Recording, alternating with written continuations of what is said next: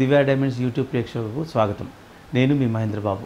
ముఖ్యంగా ఈ సంవత్సరాల్లో దివ్య డైమండ్స్ పంచాంగం రిలీజ్ చేయడం ద్వారా ఇంకా చాలా వివరాలు ప్రతి ఒక్కరికి అందించాలనే ఉద్దేశంతోని ప్రతి నెలలో ఈ గ్రహాల గమనం ఎలా ఉంటుంది, గ్రహాల మార్పులు ఎలా జరుగుతున్నాయి, ఈ గ్రహాలు ఏ రాశిలోకి ఎంటర్ అవుతున్నాయి, అలా ఎంటర్ అవ్వడం వల్ల ఏ రాశి ఫలితాలు ఎలా ఉంటాయి, సో దాని ఫలితాలు ఎలా ఉంటాయి, దానికి మనం చేయాల్సిన రెమెడీస్ ఏంటి, ఇది ముఖ్యంగా ఒక రీసెర్చ్లో భాగంగా ఇప్పుడు ముఖ్యంగా మే నెలలో మే 6న బుధగ్రహము వృషభ రాశిలోకి ఎంటర్ అవుతుంది.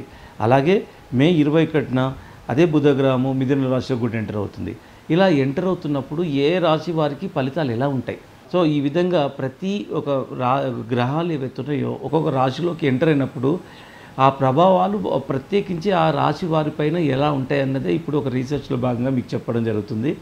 అందులో ముఖ్యంగా మేషరాశి వారికి ఈ విధంగా గ్రహాల గమనం జరిగినప్పుడు మేషరాశి వారికి ఎలా ఉంటుంది అంటే, ఈ నెలలో ఈ రాశి వారికి స్థానచలనం వలన ఇష్ట వస్తువుల ప్రాప్తి జరుగుతుంది. తర్వాత ధనలాభం వంటి శుభాలతో పాటు అండ్ దుష్ట జన సవాసం కూడా తోడవుతుంది. అంటే బ్యాడ్ సాంగత్యం అంటే బ్యాడ్ ఫ్రెండ్షిప్ ఇలాంటివి కూడా తోడయ్యే అవకాశం ఉంది. సో దేహాన్ని అంటే ఆరోగ్యం నష్టపోయే అవకాశం ఉంది, వివాహం జరిగే అవకాశం ఉంది, అండ్ దొంగతనాలు జరిగే అవకాశం ఉంది. తర్వాత అగ్ని బాధలు వంటి చెడు ఫలితాలు వచ్చే అవకాశం ఉంది ఈ విధంగా ఈ గ్రహాల గమనం వల్ల. సో దీనికి మనము ఎలాంటి ఈ మేషరాశి వాళ్ళు ఎలాంటి రెమెడీస్ చేసుకోవాలి అన్నది ఇప్పుడు మాది ఒక రీసెర్చ్లో భాగంగా చెప్పేది ఏంటంటే, ఈ విధంగా గ్రహాల ఫలితాలు ఉన్నప్పుడు మేషరాశి వారు ఏం చేయాలి అన్నది ఏంటంటే, ఇక్కడ రీసెర్చ్లో భాగంగా చెప్పే విధానం ఏంటంటే, వీళ్ళు ఒక పగడాన్ని అండ్ తర్వాత కెంపును ఈ 2 రత్నాలు ధరించి ఈ ప్రత్యేకించి రోజు సూర్య నమస్కారాలు చేసుకోవడము, అలాగే సుబ్రహ్మణ్య స్వామికి అభిషేకం చేయడం వల్ల ఈ రత్నాలు ధరించి ఈ పూజలు చేసుకోవడం వల్ల నిజంగా ఇలాంటి ఏదైతే బాధలు ఉన్నాయో చెడు సావాసం కానీ, బ్యాడ్ ఫ్రెండ్షిప్ కానీ, ఈ అగ్ని బాధలు కానీ, దేహాన్ని ఆరోగ్యం నష్టపోవడం కానీ ఇవన్నిటి నుండి బయటపడే అవకాశం ఉంది. సో ఇది one of the best remedy అవుతుంది. నిజంగా జ్యోతిష్ శాస్త్ర ఆధారంగా 2 రెమెడీస్ ఉంటాయి.